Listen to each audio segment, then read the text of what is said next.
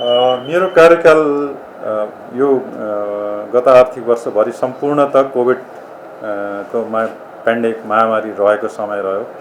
कार्तिक मसान्तदेखि लिएर अहिलेसम्म नै, र त्यसमध्ये वैशाखदेखि त पुरै लकडाउन नै रह्यो र अहिलेसम्म पनि निषेधाज्ञा चाहिँ खुला नभएको अवस्था।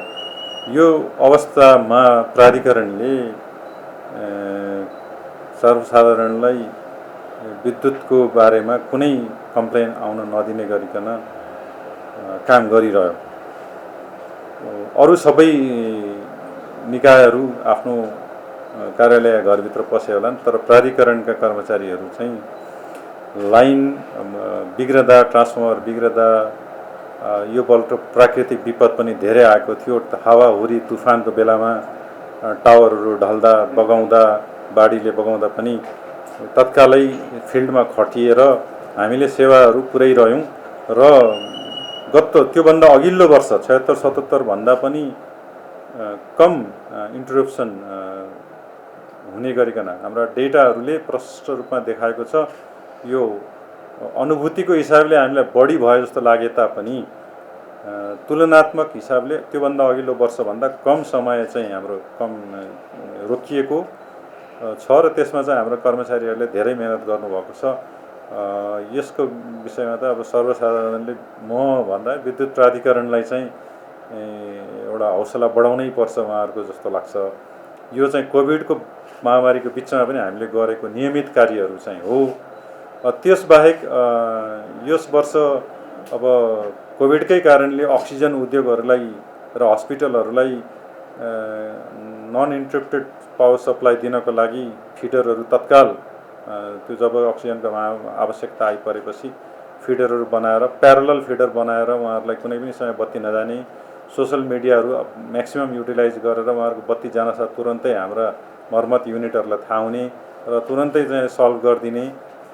किनभने बत्ती जानसाथै अक्सिजन उद्योगमा चाहिँ धेरै असर पर्ने भयो हुनाले यो सबै कार्यहरू हामीले गऱ्यौँ। कोभिडको व्यवस्थापन चाहिँ हामीले गऱ्यौँ। प्राधिकरणले एउटा यो चाहिँ सबभन्दा ठुलो उपलब्धि त यो भन्नुपर्छ यो गर्नुलाई। त्यसबाहेक ढल्केबार 400 केबी सबस्टेसन, नेपालको सबभन्दा पहिलो 400 केबी सबस्टेसनलाई ट्रान्सफर्मर आदि सबै कमिसनिङहरू गरेर नेपाल भारत 400 केबीमा सञ्चालन गऱ्यौँ। दानाकुसमा नेपालकै सबभन्दा पहिलो 220 केबीमा, योभन्दा अगाडि 132 मा मात्रै थिए। त्यो बाहेक कुनै पनि भोल्टेजमा हामी सञ्चालनमा थिएनौँ। 400 केबी पनि सञ्चालनमा गऱ्यौँ, 4 लाख भोल्टेज, र 220 केबी पनि सञ्चालनमा राख्यौँ दानाकुसमा। र त्यस सँगसँगै खिम्ती ढल्केबार पनि 220 केबीमा पहिलोपल्ट, यसको इतिहासमा पहिलोपल्ट 220 केबीमा सञ्चालनमा लिएर आयौँ। त्यस्तै अरू धेरै पुराना सब प्रसारण लाइनहरू, रुग्ण 12 वर्षदेखि लड्किएका प्रसारण लाइनहरू सिङ्गटी लामो साँगुलाई प्रवर्धकहरूको पनि सहयोग लिएर कम्प्लिट गऱ्यौँ। समुद्रटार सबस्टेसनहरू त्यसलाई छिटो छरितो तरिकाले कम्प्लिट गऱ्यौँ। सबस्टेसन र लाइनहरू सञ्चालनमा ल्यायौँ। त्यस्तै अब अप्पर तामाकोसीलाई विभिन्न डिजाइन र ठेकेदारको कमजोरीका बावजुद हामी आफै डिजाइनमा लागेर पनि र कतिपय ठाउँ परामर्शदातालाई ओभरराइड भन्दा पनि उहाँहरूलाई सहमत पारेर कतिपय डिजाइन रिस्कहरू लिएर पनि हामीले त्यसलाई अगाडि ल्याउन कोसिस ल्यायौँ र अहिले 4वटा युनिट उत्पादनमा छ। भारतमा बिजुली खरिद भारतीय बजारमा पहिलोपल्ट नेपालको इतिहासमा बजारबाट खरिद गरेर लिएर आउन सक्सेस भयौँ र भारतीय छिमेकीहरूमध्ये नेपाल सबभन्दा पहिलो भयो यसमा। र अब बिक्री गर्नेतर्फ पनि हामीले सम्पूर्ण प्रक्रिया पुर्याइसकेका छौँ। 99% हामीले सबै प्रक्रिया पुरा गरिसकेका छौँ र हामी गुड न्युजको पर्खाइमा छौँ। र अब त्यो बाहेक चाहिँ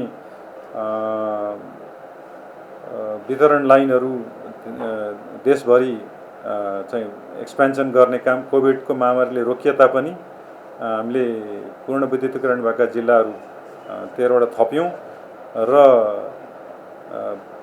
ग्रिडको बिजुली पुगेको जिल्लामा कर्णाली अञ्चल पहिलोपल्ट इतिहासमा, नेपालको इतिहासमा पहिलोपल्ट कर्णाली अञ्चलमा ग्रिडको विद्युत पुर्यायौँ। कालीकोटमा पुग्यो र अहिले भर्खरै जुम्लामा पनि ग्रिडको बिजुली पुगेको छ। त्यो बाहेक अब अलिकति कोभिडकै कारण मात्रै होइन, कोभिडको कारण र प्राविधिक खपत बढेको हुनाले केही चुहावटहरू बढेको छ। चुहावट बढ्नुमा प्राविधिक चुहावट बढ्नुको कारण यो वर्ष 15% खपत बढ्यो। लाइन हुनै भएको हुनाले त्यसमा करेन्ट बढी बग्दाखेरि चुहावट बढ्न स्वाभाविक हो। एउटा एक अंश त्यो थियो प्राविधिक चुहावट, र एक अंश नन प्राविधिक चुहावट जसमा हामीले घर घरमा मिटरहरू चेक गर्न जाने, बुकिङहरू हटाउन जाने कामहरू जान सकिएन। यो स्पष्ट हो, यो मान्नुपर्छ, जान सकिएन जति जान सकिन्थ्यो। कर्मचारीहरूले सबभन्दा पहिले इन्टरप्टेड पावर सप्लाई रोकिएको पावर सप्लाई चलाउनेमा सबभन्दा बढी जोड हो, त्यो गर्नु पनि पर्थ्यो र चुहावटमा कम ध्यान गयो। यो स्वीकार्नै पर्छ। अरू उद्योगहरू, अरू स्वास्थ्य सेवा बाहेक अरू सेवाहरू इन्टरप्टेड ठप्प भएको बेलामा हामी विद्युतको सेवामा लागिराख्दाखेरि चुहावटमा भन्दा बढी त्यसमा बढी ध्यान दियौँ। त्यसको कारणले चुहावट बढ्यो।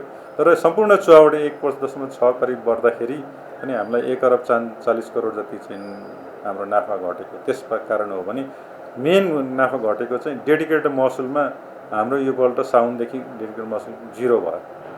त्यो भनेको करिब 3.5 अरबको त्यसको इम्प्याक्ट पर्यो हामीलाई। अनि त्यसबाहेक यो वर्ष सुक्खामा अनावृष्टि एकदमै कम, हाम्रो आफ्नो बिजुली पनि कम भयो, प्राइभेट सेक्टर पनि बिजुली कम भयो र सबै बिजुली भारतबाट आयात गर्नु पर्यो।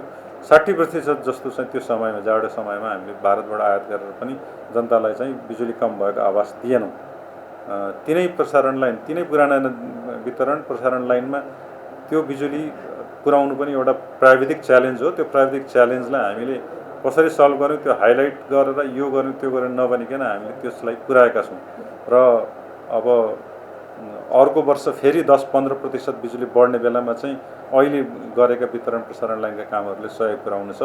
र अब चाहिँ मैले गर्नुपर्ने सबभन्दा पहिलो काम भनेको चाहिँ अब प्रसारण लाइन र वितरण लाइनहरूमा चाहिँ यो कोभिडले दिएको जुन सरकारले दिएको 6 महिनाका म्याद थपहरू छ, त्यो म्याद थपहरू पनि अब सकियो। अब म्याद नथपिकन त्यो प्रसारण लाइन वितरण लाइनमा चाहिँ जोड दिनुपर्ने छ। त्यो जोड दिएन भने अर्को वर्ष लस अझ बढ्छ।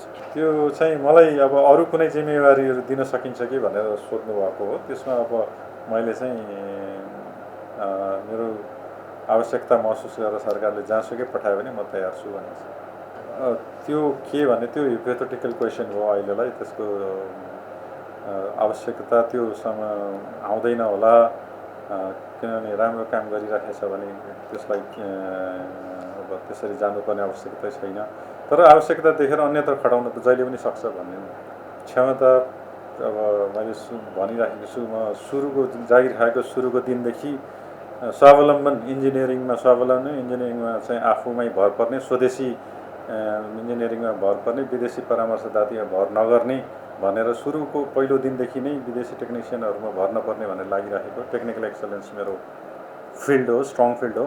त्यही हिसाबले र प्लानिङ पनि गर्छु म। प्लानिङ र मास्टर प्लानहरू धेरैवटा master transmission distribution master plan, loss reduction master plan, Nepal India interconnection master plan, यो distributed generation master plan planning कमिसनका लागि बनाइ, यो धेरैवटा प्लानिङहरू गरेको छु। त्यसबाहेक अब आफ्नो क्षेत्रसँग जोडिएको जुनसुकै क्षेत्रमा पठाए पनि खुसीसाथ काम गर्छु। छाडिदिनुहोस् नै भन्ने पनि होइन, आवश्यकता छ भन्ने हो भने ठिक छ मैले भनेको थिएँ।